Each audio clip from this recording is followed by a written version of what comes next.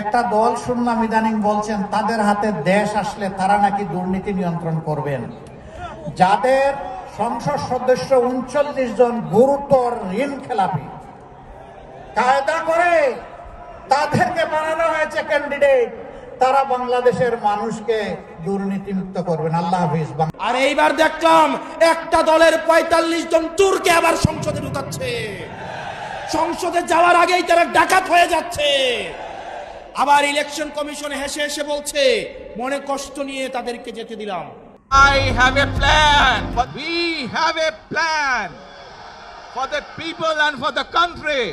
বিএনপির ঋণ খেলাপিদের তালিকা: চট্টগ্রাম ৪, আসলাম চৌধুরী ১৭০০ কোটি, সিলেট ১, খন্দকার আব্দুল মুক্তাদির ৮৪০ কোটি, বগুড়া ১, কাজী রফিকুল ইসলাম ৭৬৫ কোটি, ফেনী ৩, আব্দুল আউয়াল মিন্টু ২৯৪ কোটি, যশোর ৪, টি.এস. আইয়ুব ১৩৮ কোটি, ভোলা ২, হাফিজ ইব্রাহিম ১০৯ কোটি, কুমিল্লা ৪, মঞ্জুরুল আহসান মুন্সি ৩৮ কোটি, কুমিল্লা ৩, শাহ মোফাজ্জল কায়কোবাদ ৩০ কোটি, কুমিল্লা ৭, রেদওয়ান আহমদে ১ কোটি ৩ লাখ, কুমিল্লা ৯, আবুল কালাম ৯ কোটি, ঢাকা ১, খন্দকার আবু আশফাক ১৬ কোটি, বগুড়া ৬, গোলাম মোহাম্মদ সিরাজ ২ কোটি, গাজীপুর ৪, রিয়াজুল হান্নান ২৪ লাখ।